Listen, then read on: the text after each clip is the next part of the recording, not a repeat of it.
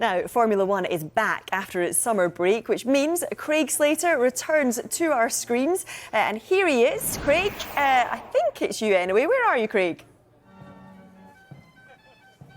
Here, Joe, but I've got to do something to supplement my meagre income as a sports reporter. So here I am in Sandburg, which is a traditional old beach resort with some beach attractions of the very traditional kind.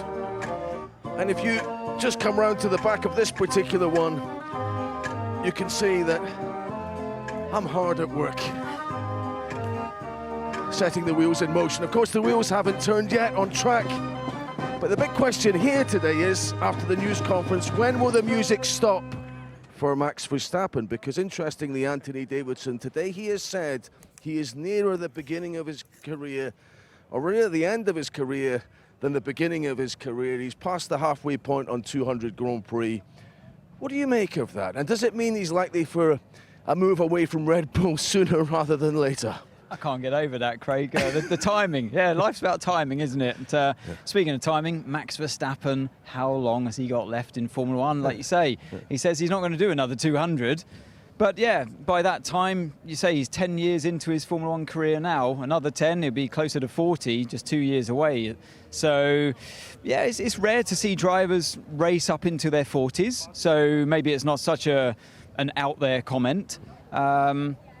But yeah, he clearly has stated before that he's got his eye on other series, like the World Endurance Championship, for example, Le Mans. He'd love to give that a go one day. He races online a lot in endurance races, so I wouldn't be surprised to see him turn up in a GT car of some kind, or hypercar maybe in the future.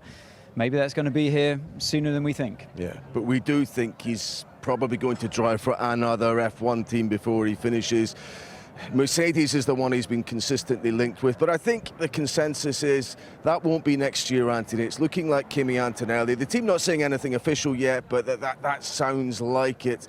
But maybe Max with the possibility of going to Mercedes in 2026 or something like that. Yeah, perhaps. And like we saw with Lewis going to Ferrari next year, we can all be surprised.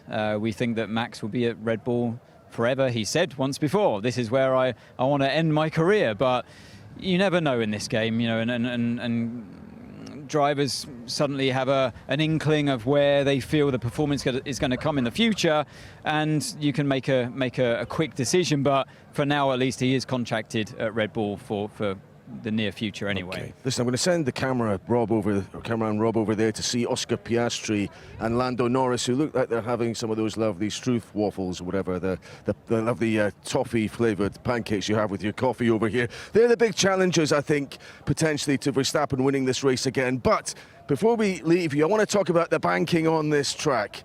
It has these banked sides, because it is carved out of the links land near the seaside.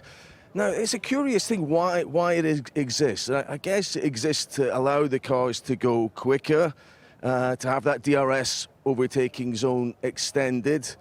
But it's all to do with centrifugal forces. And we're going to illustrate this. I'm going to be your kind of guinea pig if Rob will come back over here and explain this, because we've got 2 cups of water. I'm looking forward to this, Craig. And basically... Can I stand back? I'm going to stand back. You can stand back. We're going to say what the water in this cup, and you can see it, is the car. If I tip it like that, and people are now looking at me rather strangely in the paddock, I'm standing still, the water falls out the cup. However, if I get the same glass of water, and I'm going to change hands for this, and I spin around quickly, a bit like the Formula One car going around the back, the water, which we'll just double check, is in the cup, should stay in there. Do you have confidence, Anthony Davidson? I have full confidence, Craig, okay, as always. Just hopefully it's better than your music playing. Okay, here we go. I'm going to turn around. I'm going to raise the cup. Raise the cup. Wow. Raise the cup.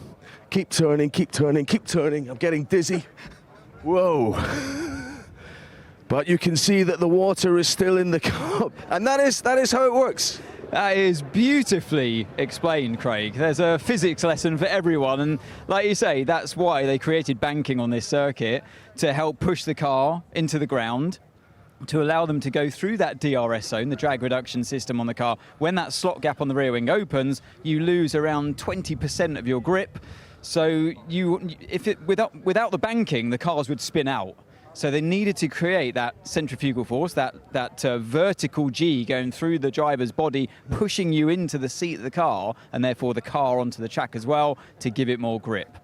Anthony Davidson, thank you. Every day, a school day on Sky Sports News. Craig Slater, you took the words right out of my mouth. Thank you very much indeed. Well, practice 1 and 2 of the Dutch Grand Prix gets underway from 11 o'clock tomorrow morning. Practice 3, followed by qualifying, is from 10:15 Saturday morning, while race day coverage starts at 12:30 on Sunday.